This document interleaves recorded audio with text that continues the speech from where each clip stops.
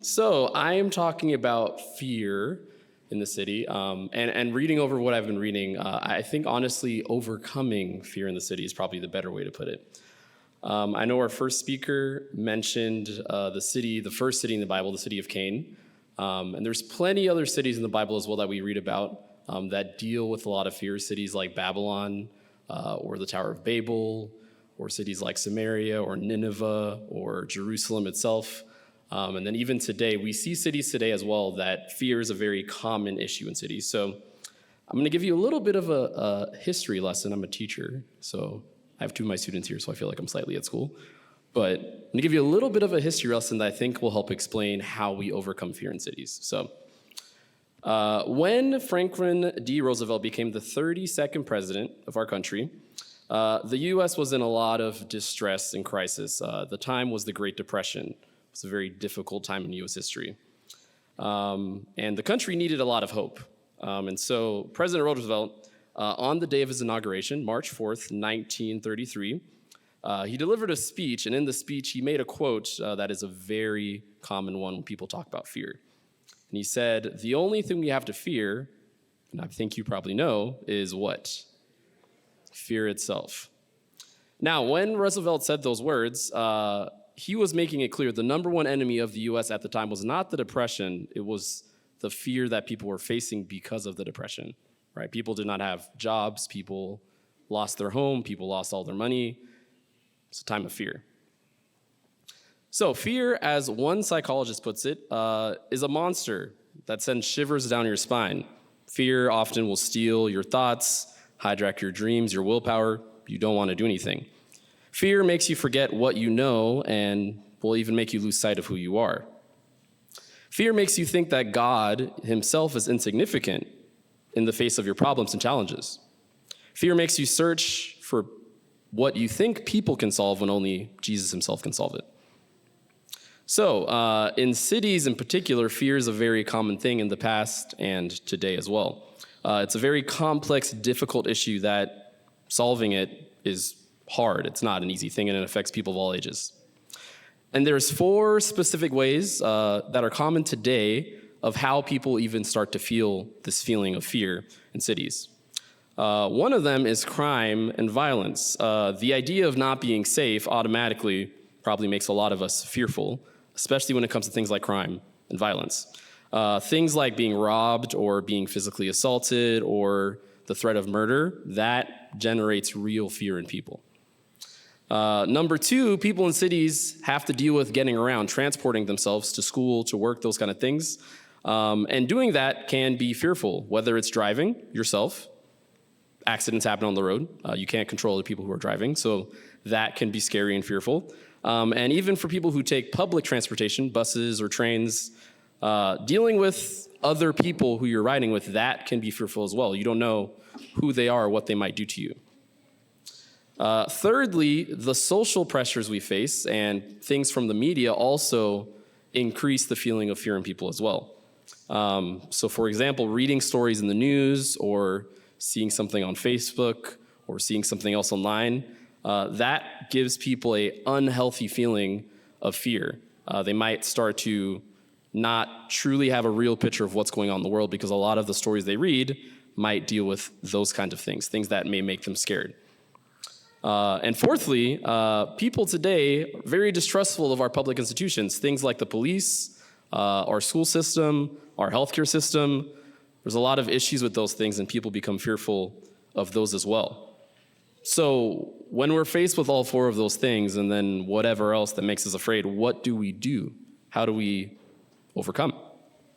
And although the Bible is not, a psychologist, the Bible does talk about how we can overcome fear. And one simple way to do that is to think about how much faith we can have in God. Now, what's interesting, the Bible talks about the phrase, "do not be afraid," 365 times. I'm sure that's on purpose, seeing that we have that many days a year. So it is the most repeated message as a phrase in the Bible, 365 times. Now, it's kind of surprising, I would say, and maybe you might agree, that, The Bible is talking about all these heroic people like David or Gideon or Joseph or Jesus himself, and yet it also talks about fear very commonly as well. You would think people who are heroic aren't afraid, but is that true? No. Yeah, people who are heroic often do that even though they are afraid. So the question is, how did they overcome? And that's what we want to do as well. So the answer, very simply, is faith. Now, the Bible defines faith two different ways. One was just read. Faith is the confidence in what we hope for and the assurance of what we do not see. Hebrews 11, verse 1. So simply, faith is trusting in God.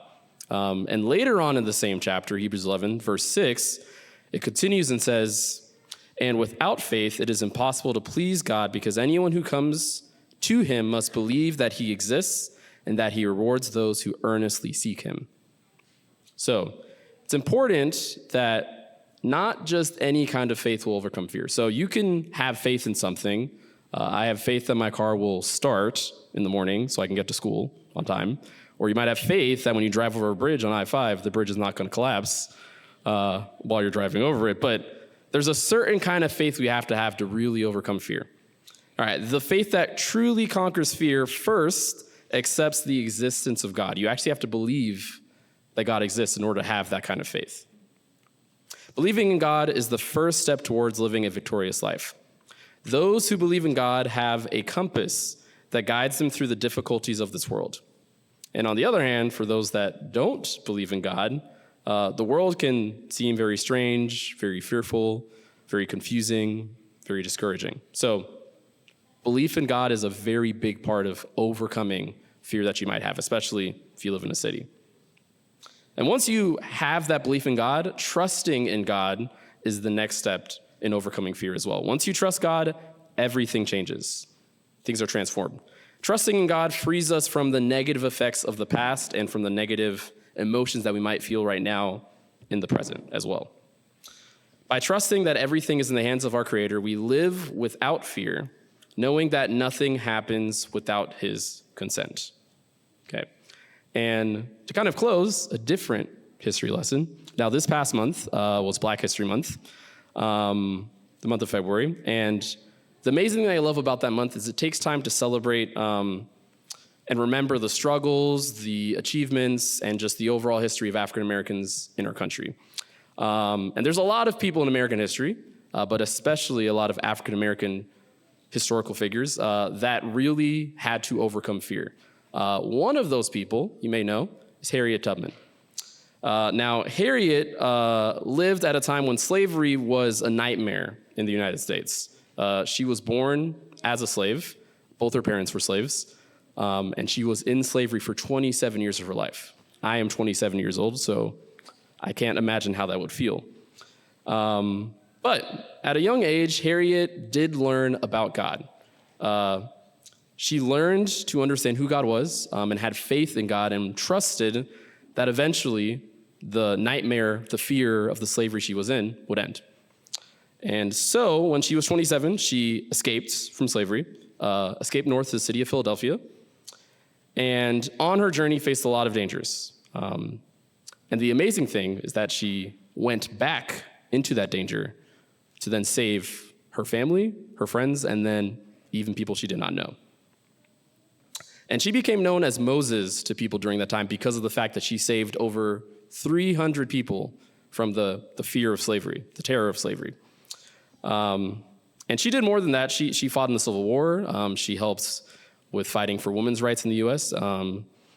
But to kind of close and wrap up, that amount of faith that Harriet Tubman had in God to protect her through all of those things, very simply, we can have that kind of faith. Maybe we don't have to necessarily fight against slavery, but being in a city and standing up to the fear that is around us, it is possible if we put our faith and trust in God. Amen.